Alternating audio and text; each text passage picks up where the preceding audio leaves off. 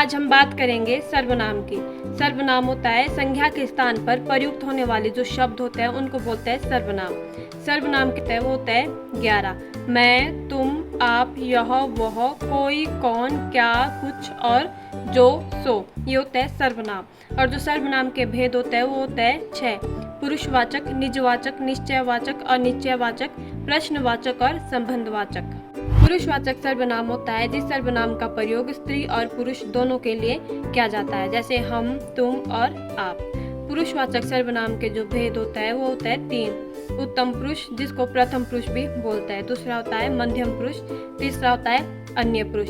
जो उत्तम पुरुष होता है वो होता है जिस सर्वनाम का प्रयोग बात कहने वाले के लिए किया जाता है, जैसे एग्जाम्पल है मैं कहती हूँ नदियाँ सूख रही है, ये होता है उत्तम पुरुष। मध्यम पुरुष होता है जिस सर्वनाम का प्रयोग उसके लिए हो जिससे बात कही जा रही हो, जैसे मैंने आपसे कहा था वह बीमार नहीं है।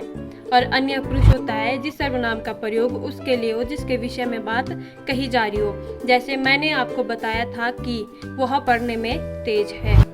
सर्वनाम का जो दूसरा भेद है वो है निजवाचक। निजवाचक होता है जिस सर्वनाम का प्रयोग कार्य करने वाला यानी कि कर्ता स्वयं के लिए करता है। इसमें जो सर्वनाम आता है वो है स्वयं, खुद या आप। जैसे एग्जाम्पल के लिए मैं स्वयं चला जाऊंगा, या मैं खुद चला जाऊंगा, या मैं अपने आप चला जाऊंगा, इसको बोलते हैं निजवाचक। इसके बाद है निश्चयवाचक सर्वनाम। निश्चयवाचक सर्वनाम होता है जो सर्वनाम किसी निकट या दूर की वस्तु या व्यक्ति का बोध करवाता है, उसको बोलते हैं निश्चयवाचक सर्वनाम। इसमें जो सर्वनाम आता है वो होता है यह, वह, वे और ये। यह और ये का प्रयोग होता है निकट की वस्तु के लिए, और वह और वे का प्रयोग होता है दूर की वस्तु के लिए, जैसे एग्जाम्पल यह गाय है या वह कौन है।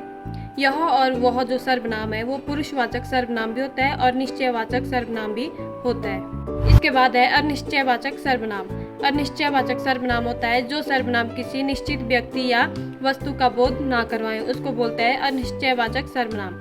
इसमें जो सर्वनाम आता है वो है कोई या कुछ। एग्जाम्पल जैसे आपके घर पर कोई आया है या कुछ काम कर लीजिए। इसके बाद है प्रश्नवाचक सर्वनाम। प्रश्नवाचक सर्वनाम होता है जिस सर्वनाम का प्रयोग प्रश्न करने के लिए किया जाता है, उसको बोलते हैं प्रश्नवाचक सर्वनाम। इसमें जो सर्वनाम आता है वो है कौन और क्या। कौन का प्रयोग होता है हमेशा सजीव वस्तु के लिए, और क्या का प्रयोग होता है निर्जीव वस्तु के लिए, जैसे एग्जाम्पल देखो तो कौन आया है, या आपने क्या खाया है। इसके बाद है संबंधवाचक सर्वनाम। संबंधवाचक सर्वनाम होता है जिस सर्वनाम से एक शब्द या एक वाक्य का दूसरे शब्द या वाक्य से संबंध जाना जाता है, उसको बोलते हैं संबंधवाचक सर्वनाम। इसमें जो सर्वनाम आते हैं वो है जो और सो। एग्जाम्पल है जो लड़का यहाँ बैठा है वह मेरा भाई है।